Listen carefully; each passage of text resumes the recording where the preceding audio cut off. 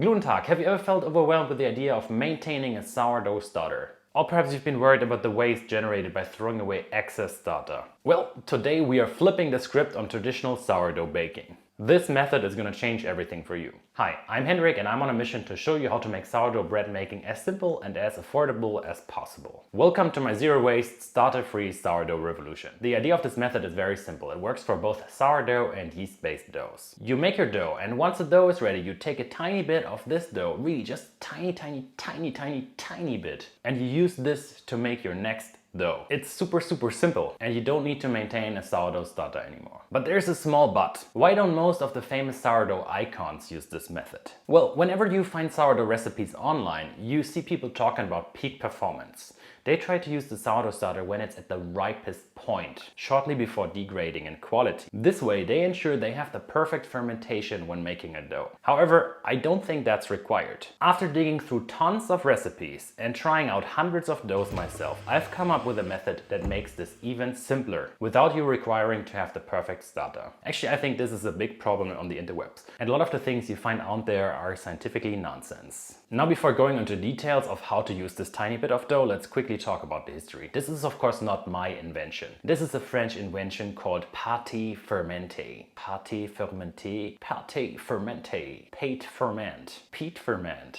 peak ferment. Salut Alex! Hello! Fanboy here! This method is traditionally used to make dough for the next day. So you take a bit of the dough and you use that directly to make another dough. So let's say your recipe calls for 100 grams of sourdough starter. Then you would be extracting exactly 100 grams of dough once your dough is ready to be shaped. In biggest terms, after the bulk fermentation. You take this piece of dough and directly mix your next dough. This method is really great if you want to make another dough right away. While this works for large bakeries, this might not be practicable for you working at home. Because it might be the case that you just want to make your dough in 3 days or 4 days. Most people don't make so much bread that they need to make a new loaf every day. And then this method can be problematic, because your starter is going to become more ripe and it might be over the edge. It might have fermented too much and then your fermentation in your dough is a little bit off. But don't worry, I got you covered. Now some of you might be saying, okay, but there is salt in my sort of starter. Yes, you're right. And I think this is actually a hoax.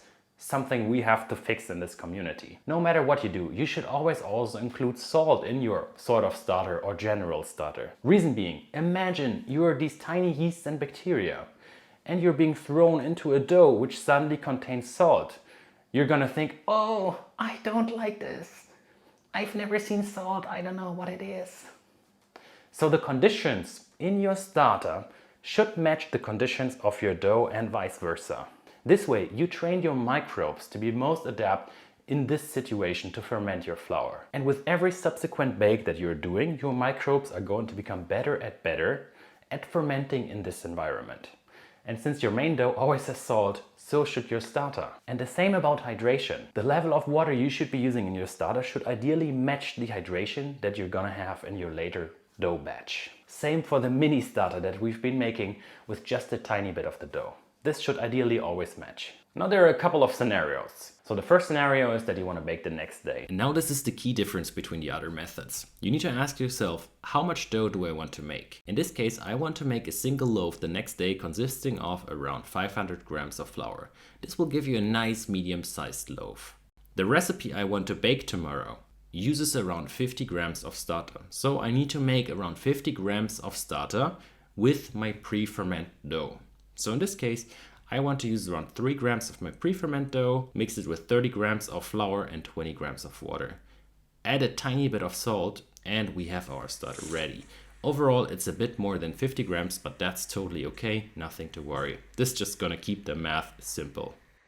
The next scenario is that you want to bake in a week from now on. The pre-ferment we are making will be a bit more out of balance. So rather than using 10% pre-ferment, we are going to use 5%. This way your microbes will regrow into a balance the next time you make a dough. So for a 500 gram dough, you'll need to take around 1 gram of your old dough, 15 grams of flour, 10 grams of water. You can leave the salt away in this case as it won't have a significant impact. If you feel like it, sprinkle in a few grains. You will end up having around roughly 25 grams of pre-ferment that you can then introduce into your dough when you're ready. Summary: for 500 grams of flour, we are not using 50 grams of pre-ferment anymore, we are using 25 grams instead. That's an inoculation rate down from 10% to 5%. Take this mixture and place it inside of your fridge. When you want to return to baking, mix the full pre-ferment directly into your dough. By placing it inside of your fridge, the microbes will slow down their fermentation activity in your pre-ferment. At room temperature, you would need to use the mixture you created within the next 1 to 3 days. And the other scenario is that you want to bake in, let's say, a month from now on. In this case, we'll not use 5% pre-ferment, we will have that to 2.5% pre-ferment. This way your dough will grow into an even better balance while it's fermenting. So for a 500 gram dough, you'll need to take 1 gram of your old dough, mix it with 8 grams of flour and 5 grams of water. Feel free to add a tiny pinch of salt. Place this in the fridge again and mix everything directly into your next dough when you're ready. If the starter dries out too much, you can add a bit more water to the mixture. Before using it, you can use this excess water to make in hot sauce, for instance. Delicious lacto-fermented hot sauce. Congratulations, by doing this, you will never ever have to discard a single bit of starter again.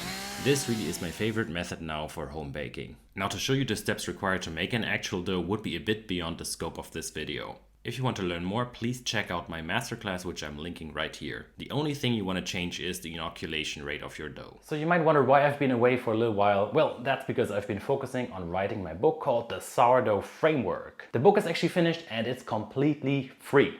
I'll share the links to the PDFs and the website where you can read the full content in the description.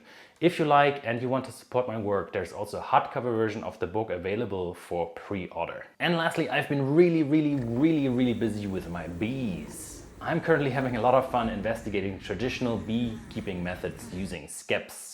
Now in the next video, I want to show you 4 methods how you can store your sourdough starter for a long time. And there's gonna be a surprise option. The 4th option is a magical one. And it's gonna be a method that you can actually drink. Lastly, don't forget to join our Discord. It's an amazing community to meet like-minded bakers from all around the world. Thank you, and may the gluten be very strong with you.